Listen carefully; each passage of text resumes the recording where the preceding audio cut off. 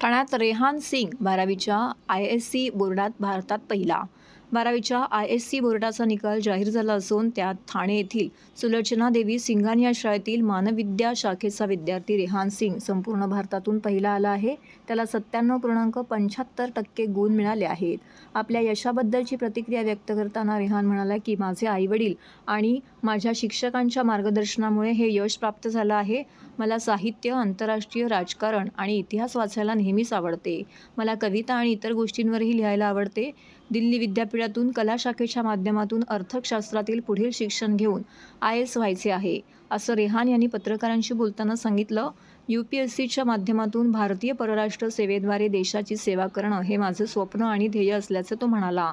सुलोचना देवी सिंघानिया शाळेच्या श्रीमती रेवती श्रीनिवासन म्हणाल्या, आम्ही मुलांना फक्त अभ्यासक्रम शिकवत नाही तर त्यांची आकलन क्षमता वाढवून त्यांच्या ज्ञानाच्या कक्षा वाढवतो. पुस्तकाबाहेर शिक्षण देऊन त्यांची प्रगल्भता वाढवतो. हुशार विद्यार्थी आणि कमजोर विद्यार्थी असे वर्गीकरण न करता सर्वांना सरसकट सारख्या गुणवत्तेचं शिक्षण देतो. परीक्षांमध्येही काटेकोरपणे गुण देतो. त्यामुळेच बोर्डाच्या परीक्षेत त्यांना चांगले यश मिळते, असंही त्या यावेळी म्हणाल्या. I'm Rehan Singh. So I scored 99.75% in humanities stream. My subjects, I got 100 in English, I got 100 in political science and psychology, and a 99 in sociology. I would love to be in the Indian Foreign Service, UPSC examination. Honestly, I think for studies, it's more about the quality of study you achieve in a set period of time over the quantity of hours you put in. So honestly, for me, I'd wake up early in the morning, study well for 2-3 hours, and then I'd relax in the afternoon, probably study more in the evening, and then I'd go out to play or to meet my friends. I'm sorry? I prefer playing cricket, mostly. Not at all. I studied on my own. It's my preferred. Is bar ISC ने अपनी official merit list नहीं जारी की है, but unofficially उसके number से पता चल गया है कि वो हमारे भारत में जो टॉपर्स हैं उसमें से एक है. तो हमने कभी भी उससे ये आशा नहीं की थी कि हमें टॉपर ही चाहिए, नंबर 1 ही आना चाहिए. हमें यही था कि वो अच्छे से पढ़ाई करे, खुशी रहे, स्ट्रेस नहीं ले और इसके बाद वो अच्छे नंबर से पास हो जाए. और उसने उस पर अपने आप को खरा उतारा है, आज दिखा है.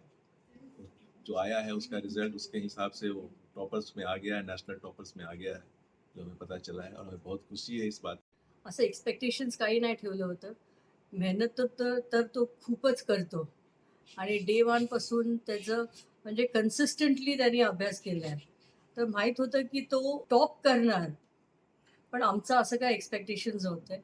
आणि as a mother I have always given a moral support. म्हणजे I have always been there. घरीच आहे मी आणि त्याचं day to day whatever his needs I have always taken care of. Yashwardhan Patil.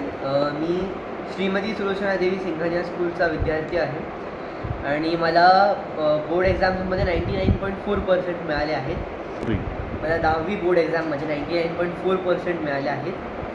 आणि मी अभ्यास करताना म्हणजे काही बॅकलॉग ठेवायचो नाही, रोज अभ्यास करत राहायचो.